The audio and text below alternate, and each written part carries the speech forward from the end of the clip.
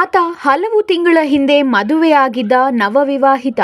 ಜಮೀನು ಗಲಾಟೆ ವಿಚಾರದಲ್ಲಿ ಆತನ ಮೇಲೆ ಅದೇ ಗ್ರಾಮದ ಯುವಕರು ಕೊಲೆ ಸಂಚು ನಡೆಸಿದ್ದರು. ಪೂರ್ವನಿಯೋಜಿತವಾಗಿ ರಾತ್ರಿ ವೇಳೆ ಪಾರ್ಟಿ ಮಾಡಿಕೊಳ್ತಿದ್ದ ಯುವಕನ ಮೇಲೆ ಮಾರಕಾಸ್ತ್ರಗಳಿಂದ ದಾಳಿ ನಡೆಸಿ ಮಚ್ಚಿನಿಂದ ಕೊಚ್ಚಿ ಕೊಲೆ ಮಾಡಿದ ಘಟನೆಗೆ ಸಂಬಂಧಿಸಿ 5 ಮಂದಿ ಆರೋಪಿಗಳು ಅಂಧರಾಗಿದ್ದಾರೆ.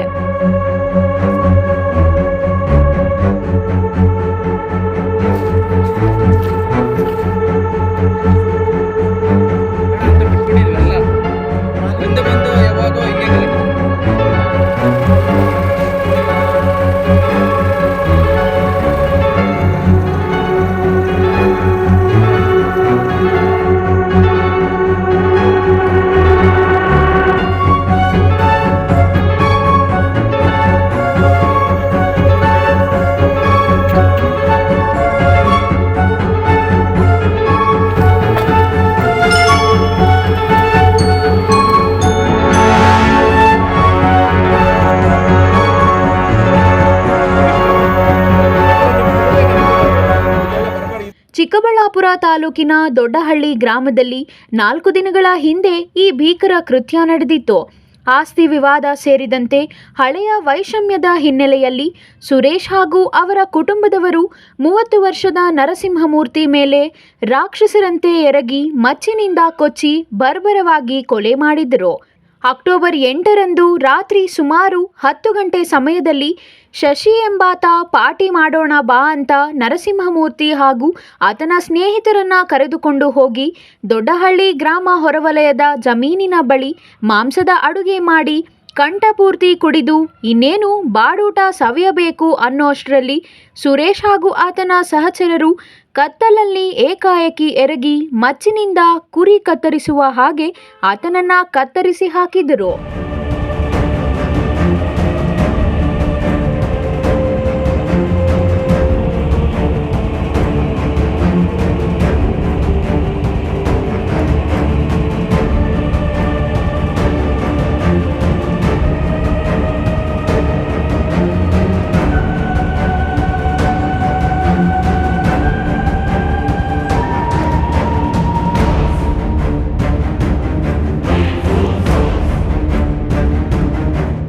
ನನ್ನ ಹೆಸರು ನೇಹ ಅಂತ, ನರಸಿಂಹಮೂರ್ತಿ ಅವರ ತಂಗಿ.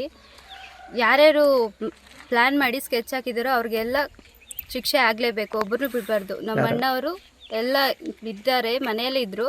ಅವರು ಯಾರು ಫೋನ್ ಮಾಡಿ ಕಳ್ಸಾರೋ ಫುಲ್ಲು ಯಾರ್ಯಾರು ಹೋಗಿದ್ರು ಪಾರ್ಟಿಗೆ ಅವ್ರಿಗೆಲ್ಲ ಶಿಕ್ಷೆ ಆಗಲೇಬೇಕು ಸರ್.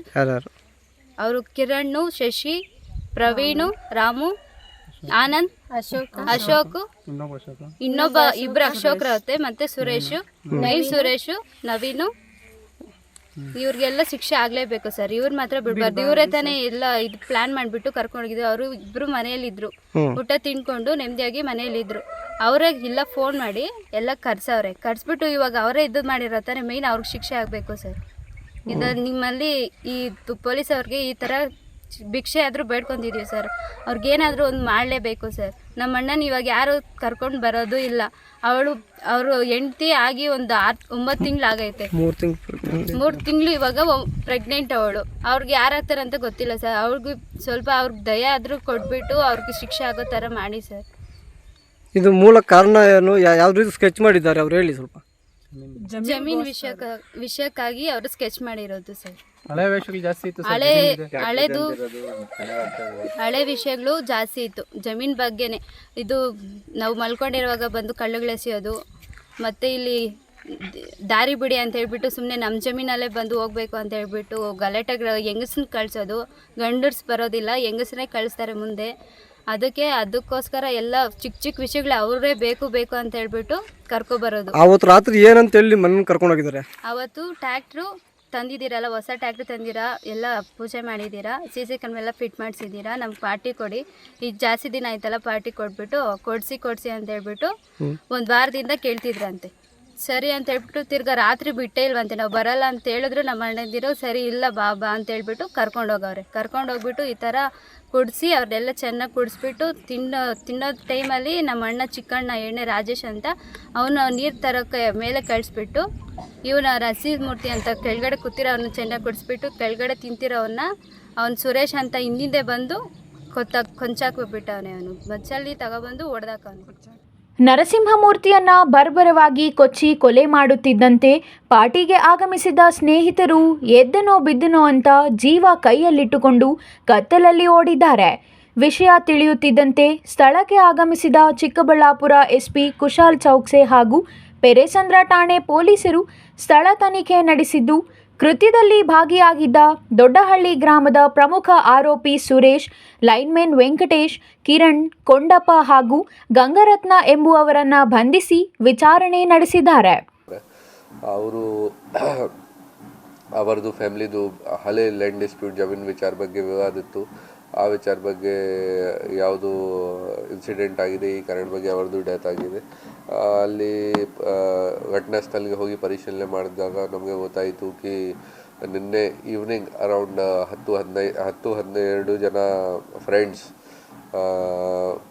ಹೊರಗಡೆ ಊರಾಚೆ ತೋಟ ಹತ್ರ ಏನೋ ಬಿರಿಯಾನಿ ವಗೇರ ಮಾಡೋಣ ಈ ಥರ ಹೋಗಿದ್ದಾರೆ ಅಡಿಗೆ ಮಾಡೋಕ್ಕೆ. ಆ ಟೈಮ್ಗೆ ಒಬ್ಬರು ಸುರೇಶ್ ಅವ್ರ ಮೇಲೆ ಮಚ್ಚಿಂದ ಅಟ್ಯಾಕ್ ಮಾಡಿ, ಅವ್ರ ತಲೆ ಮೇಲೆ ಅಟ್ಯಾಕ್ ಮಾಡಿ ತುಂಬ ಶಾರ್ಪ್ ವೆಪನಿಂದ ಇಂಜರಿ ಆಗಿ ಅವರದು ಸ್ಪಾಟಲ್ಲಿ ಡೆತ್ ಆಗಿದೆ. ಇವರದು ತಮ್ಮ ಕೂಡ ಜೊತೆಗೆ ಹೋಗಿತ್ತು. ತಮ್ಮ ಅದನ್ನು ನೋಡಿ ಓಡಿ ಹೋಗಿ ಊರಲ್ಲಿ ಎಲ್ಲರಿಗೆ ತಲುಪಿಸಿದ್ದಾರೆ. ವಾಪಸ್ ಎಲ್ಲರೂ ಊರದವರು ಬಂದಿದ್ದಾರೆ. ಬೈ ದಟ್ ಟೈಮ್ ಎಲ್ಲರೂ ಓಡಿಬಿಟ್ಟಿದ್ದಾರೆ.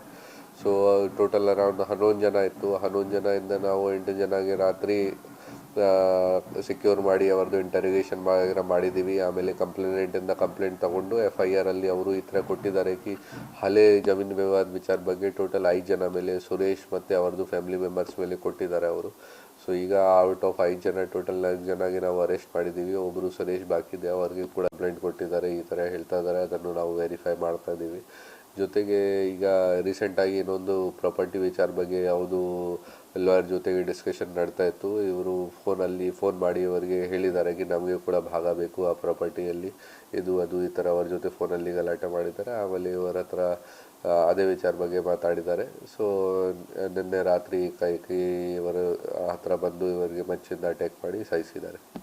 ಕಳೆದ ಕೆಲ ದಿನಗಳಿಂದ ಸುರೇಶ್ ಹಾಗೂ ನರಸಿಂಹಮೂರ್ತಿ ಕುಟುಂಬಗಳ ನಡುವೆ ಜಮೀನಿಗಾಗಿ ಗಲಾಟೆ ನಡೆಯುತ್ತಿತ್ತು. ಇದೇ ವಿಚಾರಕ್ಕೆ ಕೊಲೆ ಮಾಡಿರುವುದಾಗಿ ತಿಳಿದು ಬಂದಿದೆ.